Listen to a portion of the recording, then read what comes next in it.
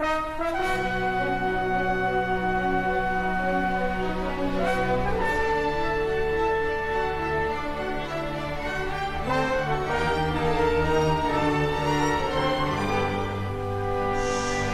está, em minha e nas suas mãos, a palavra de Deus. Amém. E eu quero convidar você a um grande privilégio, que é ouvir a voz de Deus, que é ver os atos de Deus, contemplar as maravilhas que Deus fez, faz e sempre fará na vida dos seus filhos. Vamos orar? Obrigado, Senhor, nesta manhã, mais uma vez, pela oportunidade de virmos à tua casa, de estarmos aqui diante do Senhor, para adorarmos ao Senhor, para ouvirmos a tua voz, para conhecermos os teus planos para a nossa vida presente e para o futuro. Por isso, Senhor, batiza o nosso coração com o Espírito Santo. Por isso, toma a nossa mente, lança a luz do entendimento da tua palavra, porque nesta manhã, mais uma vez, estamos desejosos de ouvir a tua voz, no nome de Jesus. Amém. Convido você a abrir a palavra de Deus no livro de 2 Pedro, no capítulo 3. A palavra de Deus, ela é de suma importância para a nossa vida. Nós precisamos diariamente abrir a Bíblia, abrir esse livro, para então conhecer a direção para o nosso viver diário, para conhecer qual é o propósito de Deus no chamado para a igreja, para o povo. 2 Pedro capítulo 3 e o versículo 9 diz assim: não retarda o Senhor a sua promessa, como alguns a julgam demorada. Pelo contrário, Ele é longânimo para conosco, não querendo que nenhum pereça, senão que todos cheguem ao arrependimento. Virá, entretanto, como ladrão o dia do Senhor, no qual os céus passarão com estrepitoso estrondo, e os elementos se desfarão abrasados, também a terra e as obras que nela existem serão atingidas. Visto que todas estas coisas hão de ser assim desfeitas, deveis ser tais como os que vivem em santo procedimento e piedade, esperando e apressando a vinda do dia de Deus. Pedro agora, não aquele, mas agora o Pedro convertido, o Pedro agora que ama a Jesus acima de tudo, o Pedro agora que compreende quem é Jesus, qual é o seu verdadeiro ministério, qual é o seu reino maravilhoso da graça, da glória. Pedro agora então, ele dirige a sua mensagem à igreja cristã mundial, a uma igreja agora justificada. E eu convido você para que o capítulo 1 apresente para nós, e o capítulo 2, qual é o contexto, por que Pedro escreveu essa mensagem. Essa pequena parte do livro da segunda carta de Pedro foi escrita por que razão? Nada na Bíblia está por um acaso. Precisamos conhecer o motivo por que Pedro escreveu a respeito no final da volta de Jesus e que tipo de remanescente, de povo deve ser o povo de Deus nos dias, no período que antecede a volta de Jesus. Capítulo 1 de Pedro, vamos ler. Pedro, ele compreende muito bem qual é o ministério de Cristo no santuário celestial. Por isso aqui no capítulo 1, a partir do verso 1, Pedro apresenta a justiça, a preciosa justiça de Cristo. Ele apresenta aqui a Cristo como o Salvador da humanidade. Pedro agora, ele coloca diante da igreja, que a igreja depende de Cristo para tudo, que a igreja precisa da pessoa e do ministério de Jesus para justificação, santificação e glorificação. Então agora, no capítulo 1, ao ele escrever para a igreja, ele coloca diante dos irmãos, e eu convido você para enxergarmos isso como necessidade extrema para nós, para os dias em que nós vivemos, já que ele escreveu lá no final da sua carta a respeito da volta de Jesus, o porquê Pedro coloca agora o Espírito Santo como o poder. A partir partir do versículo 3 até o versículo 7, ele descreve agora o ministério do Espírito Santo em prol da salvação do pecador, em prol da preparação do pecador, porque o Espírito Santo é que disponibiliza. Olha para você ver, verso 3: pelo seu divino poder nos tem sido doadas todas as coisas que conduzem à vida e à piedade. Lembra que lá nós já lemos no capítulo 3 da sua carta, os versículos 9 até o versículo 11, especialmente o versículo 11, ele diz: em santo procedimento e piedade. Ele vem agora e ele diz: é o Espírito Santo que faz essa obra. Ele continua e ele descreve que o Espírito Santo faz uma obra maravilhosa de nos ligar a Deus de tal forma que nós somos co-participantes da natureza divina. Pedro agora vem e ele descreve os 7 degraus da escada do crescimento cristão, capítulo 1, versículo 3 até o versículo 7, e ele coloca degrau por degrau. Ele coloca que o Espírito Santo é que vai acrescentando na nossa vida, pelo seu poder, os degraus para galgarmos e crescermos na vida cristã. Ele coloca também aqui no capítulo 1, o versículo 4, que ele diz que o Espírito Santo é que nos livra das paixões, das corruptas paixões desta vida. Essa natureza que nós temos pecaminosa, essa natureza que nós temos má, essa natureza que nós temos que se afasta das coisas de Deus, ele diz que o Espírito Santo tem poder para arrancar de nós. E ele diz então: agora vocês procurem, no verso 10, com diligência, confirmar a vossa vocação. Bora lá, irmão, me entenda uma coisa, irmã, é só ter o nome no livro da igreja, é só passar pelas águas no santo batismo, na pia batismal, é só devolver o dízimo e a oferta, estar aqui nos cultos. Como nós podemos confirmar e consolidar a nossa fé, confirmando verdadeiramente a nossa eleição, a nossa verdadeira vocação? Pedro vem também ainda no capítulo 1 e diz: eu não vou deixar de lembrar vocês disso. Amados irmãos, pregar a volta de Jesus, pregar a preparação da volta de Jesus é essencial como lembrança. Nós esquecemos muito facilmente das coisas. A nossa memória é muito falha. Por quê? Porque é uma memória infectada pelo vírus do pecado. E tudo que o inimigo quer é que a gente esqueça as coisas de Deus, a eternidade, que a gente veja os brilhos dessa vida, que podem ser mais encantadores do que os brilhos do céu e da eternidade. A fé na volta de Jesus estava esfriando.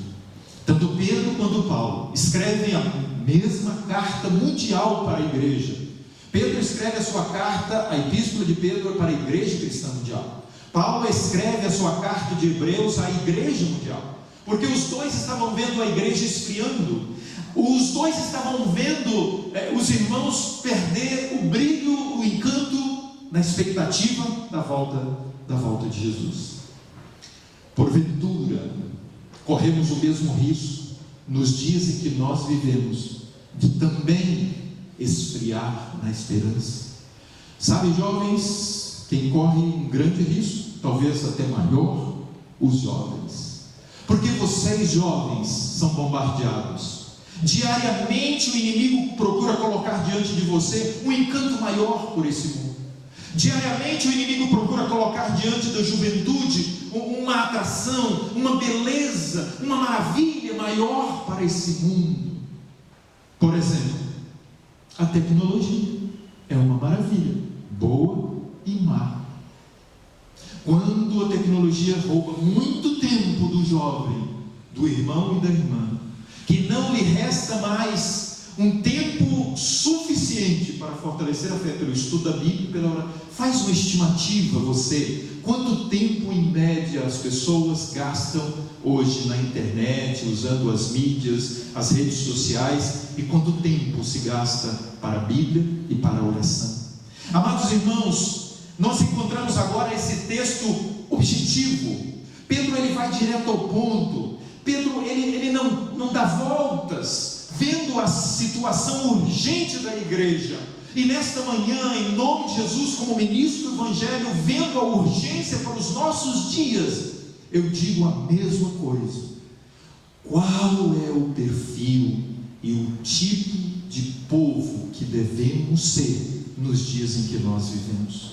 Eu convido você agora para nós irmos mais diretamente para o texto, porque no segundo capítulo, Pedro agora ele apresenta o que aconteceu como ataques do inimigo ao longo da história no povo de Deus. A partir do capítulo 2, ele fala agora dos falsos mestres. Pedro agora ele fala aqui a respeito dos falsos profetas que haviam aparecido no meio do povo de Deus, disseminado ideias estranhas e esfriado a fé do povo, mas que nos últimos dias também isso aconteceria. Capítulo 2 de Pedro, o versículo 1, ele diz: no meio do povo surgiram falsos profetas, assim também haverá entre vós falsos mestres, os quais introduzirão dissimuladamente heresias. Amados irmãos, se não colocarmos o óculos espiritual, não vamos enxergar as heresias. Se não usarmos o colírio do Espírito Santo, não vamos enxergar as ideias, as fábulas, as heresias, a distorção das doutrinas da palavra de Deus nos dias em que nós estamos vivendo. Ele diz agora que estes, além disso, eles viviam uma vida depravada, uma vida corrupta. Se você quiser, você encontra no versículo 10, eles andam em imundas paixões. Nós encontramos no versículo 13, no final, ele diz: considerando como prazer a luxúria carnal. Nós encontramos no versículo 14, que eles vivem com os olhos para o adultério, para a sensualidade, para o que é promíscuo para essa vida. Ele prossegue e diz que no versículo 14, também são voltados para a avareza. Mas ele diz no verso 17, no final, que está reservado para estes a negridão das trevas, a condenação para estes. E ele diz: eles não são inocentes, a partir do verso 20. Eles não são inocentes porque eles conhecem a verdade, mas optaram por seguir o coração e a natureza pecaminosa. No capítulo 3, Pedro agora vem claramente e ele coloca para a igreja: vocês, olha o versículo 1 final, diz: a vossa mente está esclarecida, vocês conhecem. O apóstolo Paulo não fala isso em Romanos? Já é hora, vocês que conhecem, a vós que conheceis o quê? O tempo, os sinais, o momento da volta de Jesus. E agora então diz: a vocês que têm a mente esclarecida. Irmãos, vamos conversar uma coisa aqui muito séria.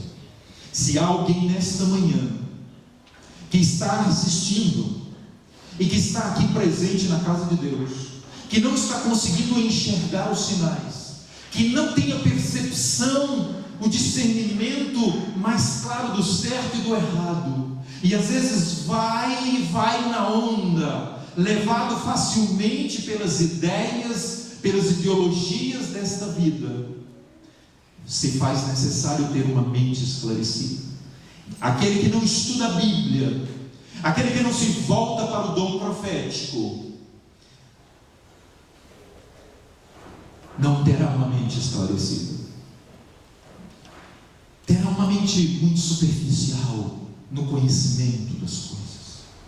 Aquele que não se alimenta, não se fortalece, ele não tem condições de seguir os trancos da vida, as batalhas, as tempestades, quando vêm, elas derrubam. Lhe pergunto, por exemplo, Seria possível termos mais pessoas nas igrejas? Algumas igrejas que poderiam ter 2, 3 e até 4 cultos. Porventura não é uma pequena tempestade que está sacudindo a fé de alguns que preferem e estão ficando em casa e não vindo à igreja? Como está forte se está fraco? Como ser forte se não se alimentar da palavra, dos escritos do dom profético? Amados irmãos, agora então, na terceira carta, no terceiro capítulo, Pedro apresenta que nos últimos dias surgiriam escarnecedores, no versículo 3. Escarnecer, queridos, às vezes podemos e temos uma liberdade de usar um detalhe, por exemplo: irmã, não precisa tanto, irmão, meu jovem, aproveita um pouco mais, Jesus ainda não vinha agora, ainda ele virá mais à frente. O que você acha desta ideia? Amados irmãos, Pedro agora então, diante deste contexto, Pedro diz assim: estes que são escarnecedores, eles se esqueceram do dilúvio. Olha para você ver aí no capítulo 3 e o versículo 5, ele diz: deliberadamente esquecem, versículo 6, veio a perecer o mundo daquele tempo afogado na água, de que o fim pode acontecer.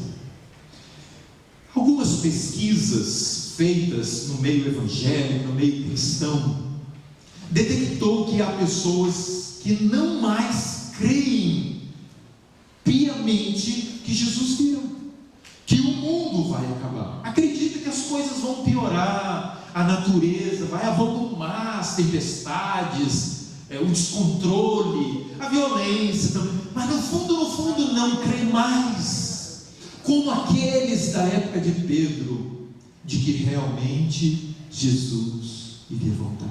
Sabe o que isso faz com o coração? Acreditar que ao morrer, morreu e tudo acabou. Mas aquele que tem a mente esclarecida, ele vive a perspectiva de quê?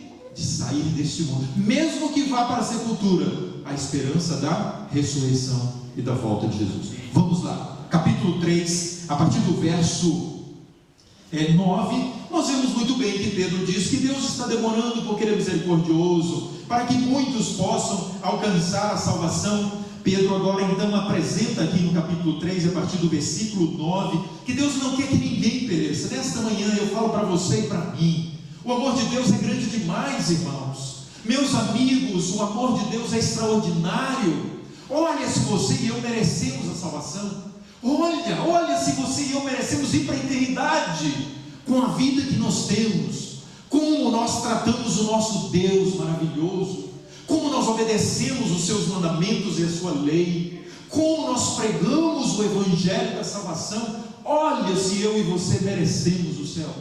Mas Deus, Ele tem um amor infinito. As misericórdias do Senhor são a causa de não sermos consumidos, e elas se renovam a cada dia, diariamente. Vamos agora um pouco mais para o texto, capítulo 3, o versículo 11.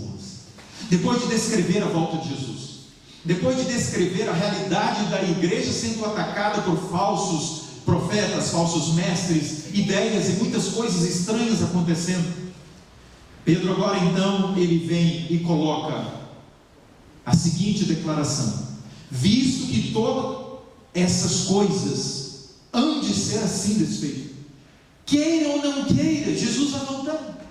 Acredite ou não acredite, Jesus vai voltar. Viva ou não viva em conformidade com o propósito de Deus, Ele virá. Está escrito. Só não vai concordar quem não crê na Bíblia. Só não vai aceitar quem não aceita a Bíblia como a palavra de Deus, a única regra de fé para a vida cristã.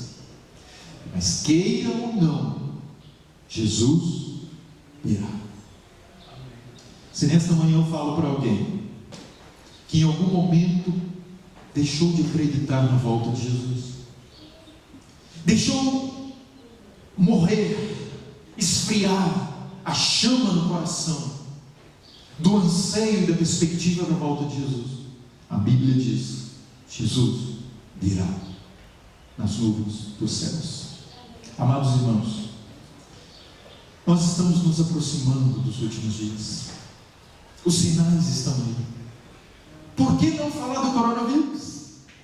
Se ele tem sido um destaque, se ele tem sido um ponto que é um ponto para abrir a visão do mundo em como se ter um controle de todas as coisas, da economia, em como se ter um controle da política, da sociedade em geral, da religião. Como não dizer que esse é um grande sinal para que possamos estar apercebidos de que o fim está próximo? Amados irmãos, Pedro vem com essa mensagem bem objetiva. Pedro aqui ele é bem claro ao colocar para a igreja, para o povo de Deus que tinha esperança da volta de Jesus, como eles deveriam ser e viver na perspectiva da volta de Jesus. O seu interesse é pelos seguidores de Cristo, seguidores esses, amados irmãos, que ansiavam a volta de Jesus, mas que estavam ali talvez esfriando, desanimando e quase abandonando a igreja e a fé. Pedro estava interessado em saber qual era o impacto da graça maravilhosa através da esperança da volta de Cristo também para o povo de Deus. Pedro agora, ele vem, escreve uma carta para pessoas diferentes culturas, diferentes costumes, diferentes hábitos, diferente linguagem, diferentes sonhos e perspectivas normais e comuns da vida, que agora formam o povo de Deus. Vamos lá, eu tenho pessoas aqui nesse momento que são de diferentes cidades, não é verdade? Que são de diferentes estados, não é verdade? E que nessas diferenças nós às vezes pensamos ser impossível ser o povo de Deus, porque somos tão diferentes, porque temos tantas coisas diferentes. Como ter tudo em comum? O apóstolo Paulo escreve em Efésios e também em Coríntios que ele fala que nós somos membros de um só corpo. São membros diferentes, as mãos, os olhos. E ele agora usa como ilustração para a igreja, para as pessoas. Mas, amados, a maior maravilha é que todos são diferentes para se tornarem o quê? Um em Cristo. Um só povo com uma mesma fé, com uma mesma ansiedade, com uma mesma perspectiva. São chamados para fazer parte do povo de Deus, os que esperam e se preparam para a eternidade. Pedro diz agora então, deveis ser, ele apresenta agora o perfil deste povo. Vamos lá, por favor, entenda bem o que eu acabei de dizer. Não é porque você é da Bahia, e você é do Rio de Janeiro, e eu sou de Minas Gerais, que agora o que vai ditar a vida do povo de Deus é o quê? Uma miscelânea. Não. Um povo agora, um puxa para cá, o outro para lá. Não, nada disso.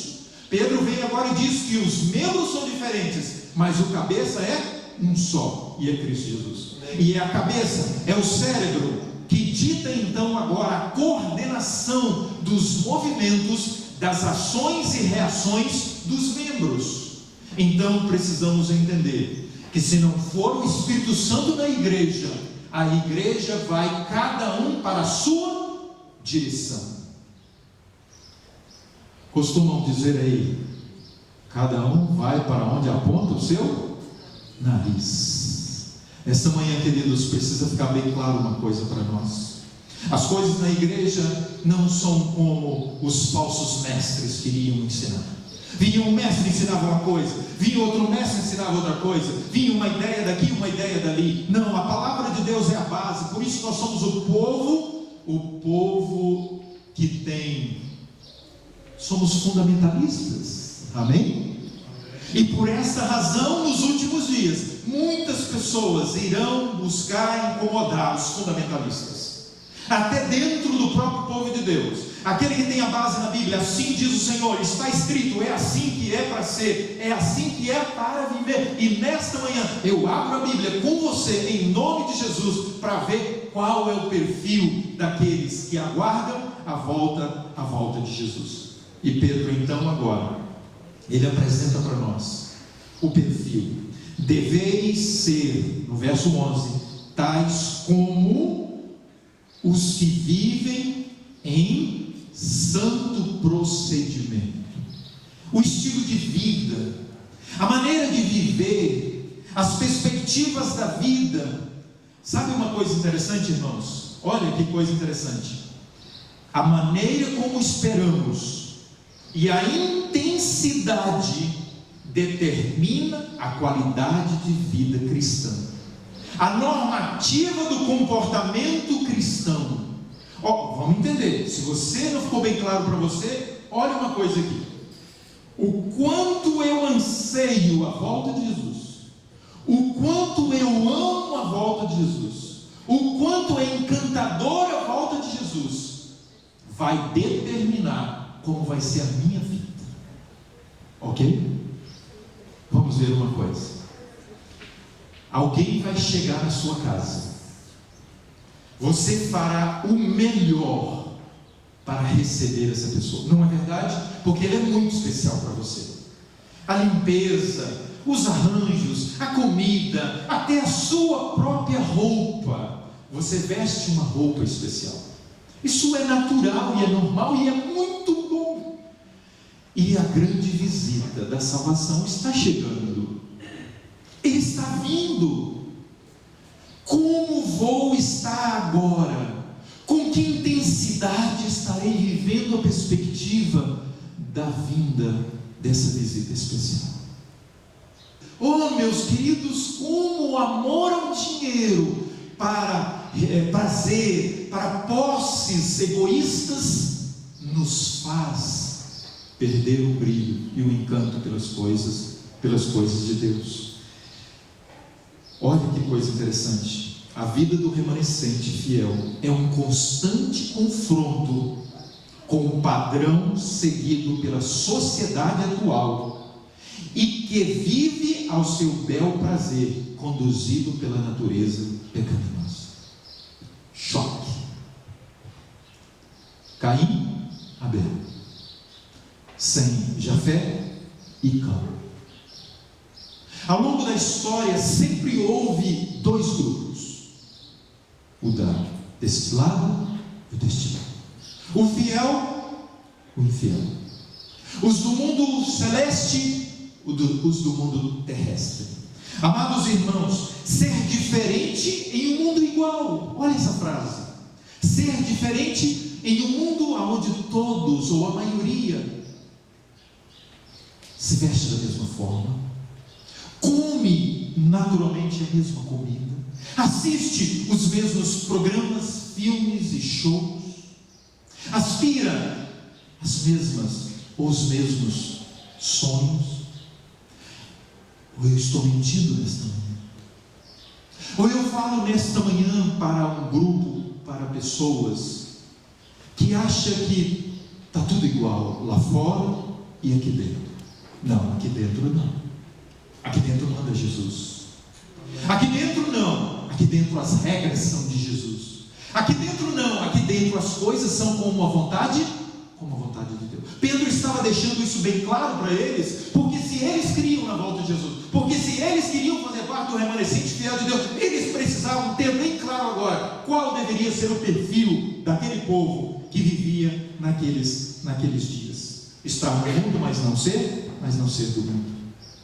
Esperar a volta de Jesus, meus amados, Pedro está dizendo, significa viver uma vida santa e piedosa, ter a vida girando em torno da volta de Jesus. Quando gira-se as coisas em torno da volta de Jesus, aqui embaixo é segundo plano.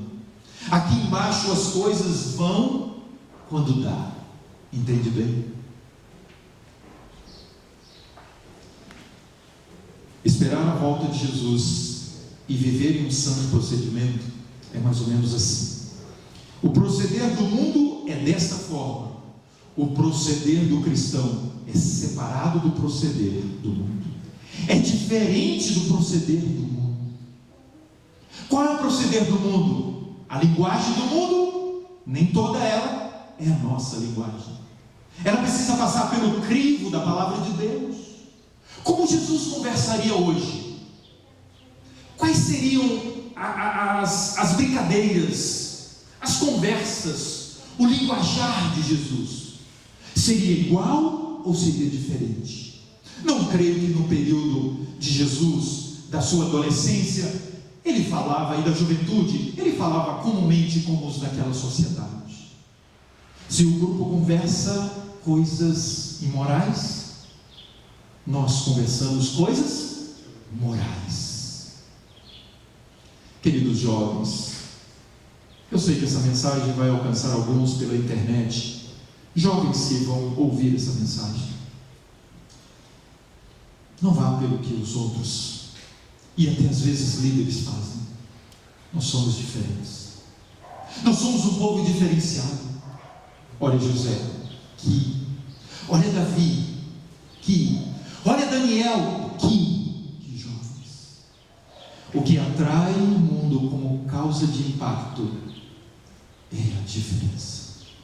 Ser um povo diferenciado, esperar a volta de Jesus de forma piedosa. Olha, meus amados, a Bíblia leva uma vida religiosa mais intensa. Olha, meus amados, a oração leva a uma vida religiosa mais intensa. Olha, meus amados, vir à igreja leva a uma vida religiosa mais intensa. Olha, meus amados, pregar o Evangelho de Deus, da salvação, as boas novas, leva a uma vida mais religiosa e piedosa. Então, nessa manhã, se eu falo para alguém que não está estudando a Bíblia como deveria, pelo amor de Deus, veja a urgência disso. Se eu falo nessa manhã para alguém que não está reservando tempo para comunhão através da oração, de abrir o coração a Deus, porque a mente está tão ligada nas coisas dessa vida, a mente está tão embutada,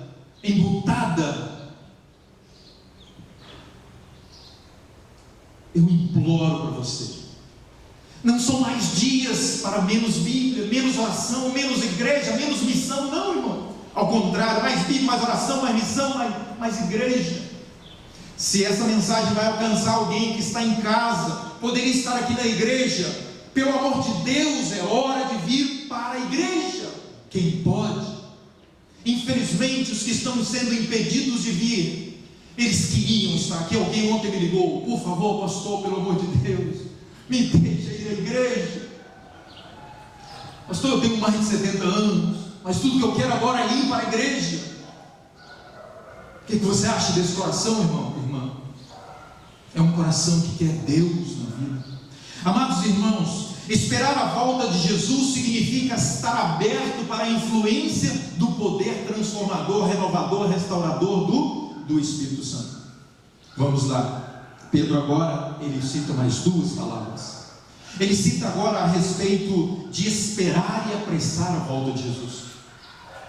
Nós já falamos um pouquinho, eu já falei um pouquinho sobre isso. Quando você espera alguém, você espera com ansiedade, você espera preparado e preparada. Não para aparecer, não para receber elogios, nada disso, irmão. Sabe por quê? Porque aquele que vem é muito especial. Eu fico muito feliz. Minha mãe, ela não abre mão de comprar quiabo quando eu vou lá em casa. Meu filho vem, meu filho ama quiabo com angu.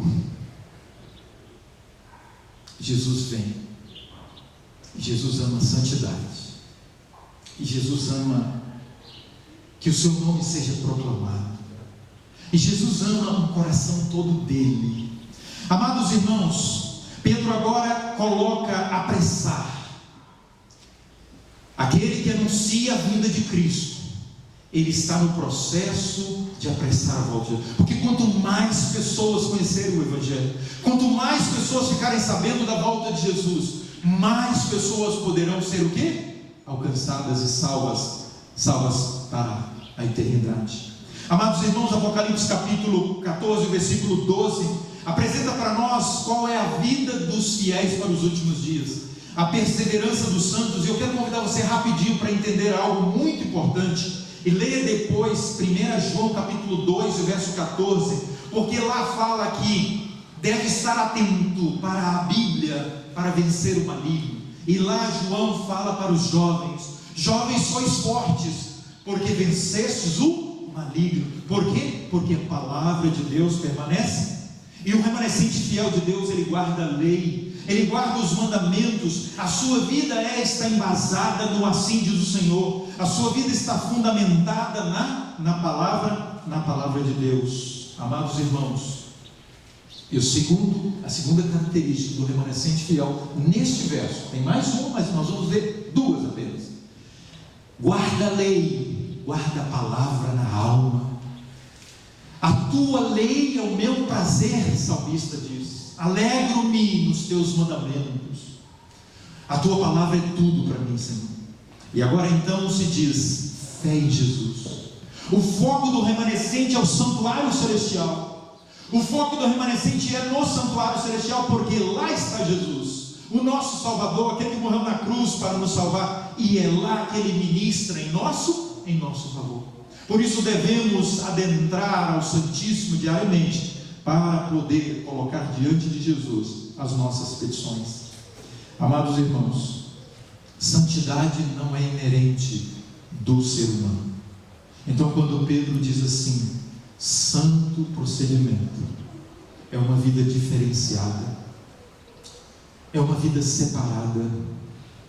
Amados, o chamado de Deus para nós é um chamado muito elevado, é um chamado que está muito além da nossa imaginação. E eu leio com vocês um texto do dom profético de Ellen White, que está no livro Educação, na página 18. Mais elevado que pensamento pode atingir é o ideal de Deus, santidade, ou seja, semelhança com Deus.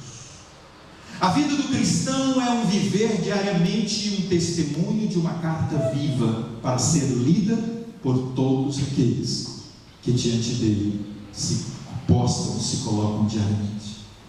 Tudo que Deus quer é que eu e você tenhamos um caráter puro, um caráter íntegro, um caráter com o fruto do Espírito, um caráter semelhante ao de Jesus. Se eu falo nesta manhã para você que tem dificuldade como eu, em algum aspecto, em alguma virtude da vida, o Espírito Santo pode nos dar esta maravilhosa bênção, amém? Amados irmãos, quando o Espírito de Deus atua, ele restaura o coração. O remanescente fiel, o apóstolo Paulo, ele coloca em 3 textos importantes: Romanos 6:4, Romanos 6:8 e Colossenses 3:2. Lá ele coloca o seguinte, em Romanos 6:4: o cristão anda em novidade de vida, as coisas velhas são passadas. Ele coloca em Romanos 6 e o verso 8, que ele morre para o mundo e vive para a eternidade.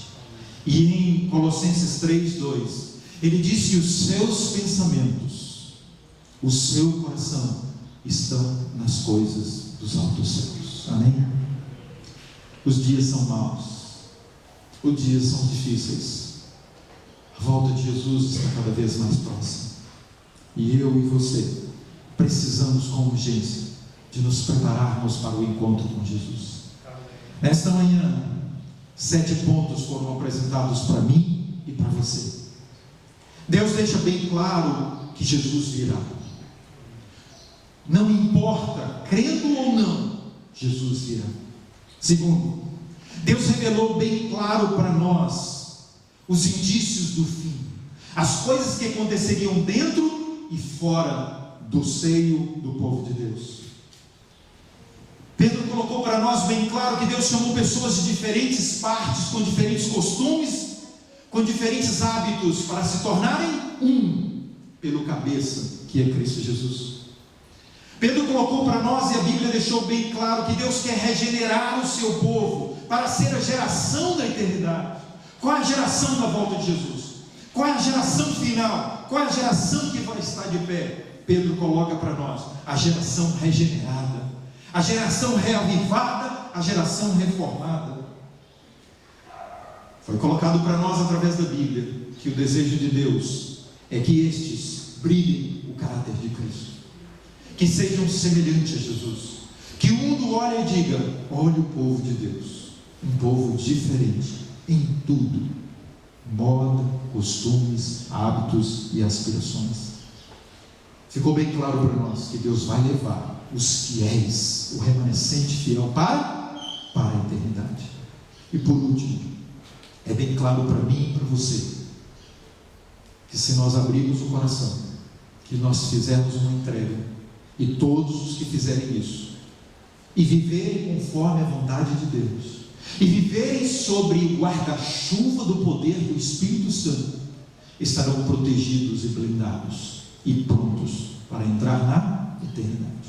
Por isso eu pergunto nesta manhã, para você que está na internet, para você que está assistindo e participando dessa adoração mesmo distante, para você e eu que estamos presentes nesse templo, chegou ou não chegou a hora de uma decisão para uma preparação diferenciada nesses dias em que nós vivemos? Que nesta manhã você e eu possamos entregar para Jesus a nossa vida por completo, para estarmos nos preparando para a volta de Jesus. É o seu desejo, é a sua decisão nesta manhã. Que Deus abençoe para isso, que Deus aceite para isso, para a sua honra e para a sua glória. Amém? Vamos falar com Deus, vamos orar a Deus nesse momento.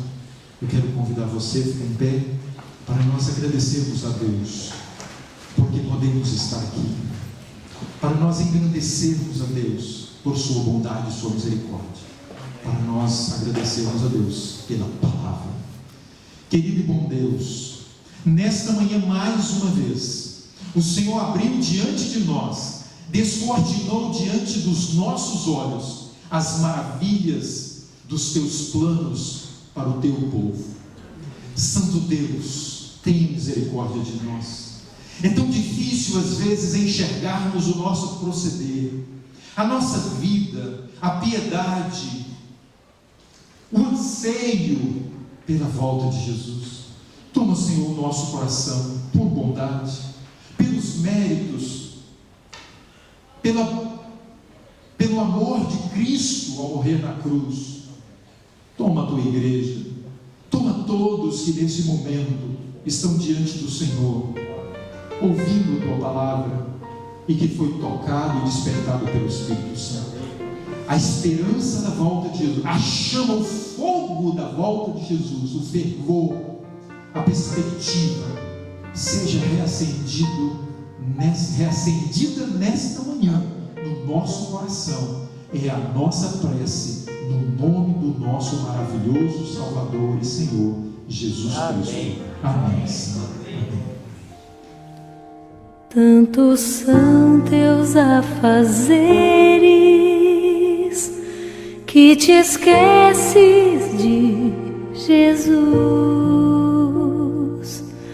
desprezas o estudo e oração, ou estarias pronto e repleto de emoção se tu hoje te encontrasses com Jesus. É real teu desejo de vê-lo voltar. Tu anseias por teu Salvador. São teus lábios louvor, é tua vida amor. Queres mesmo ver Cristo voltar?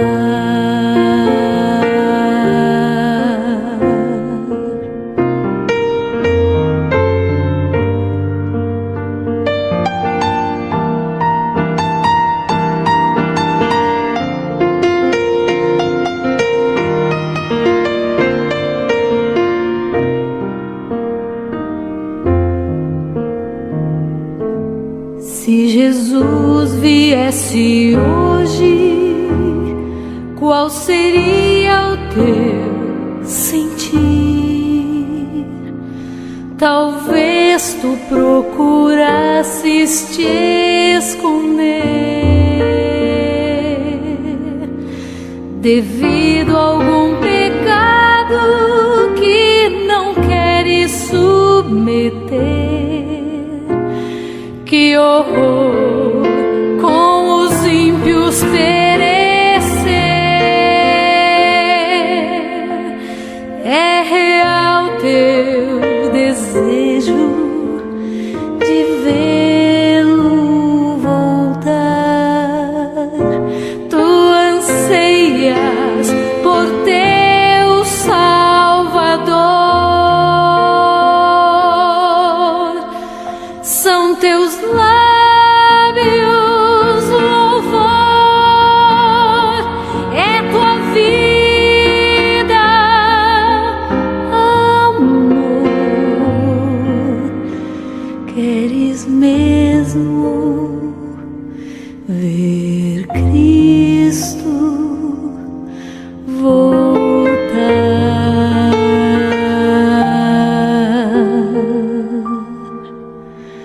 Queres mesmo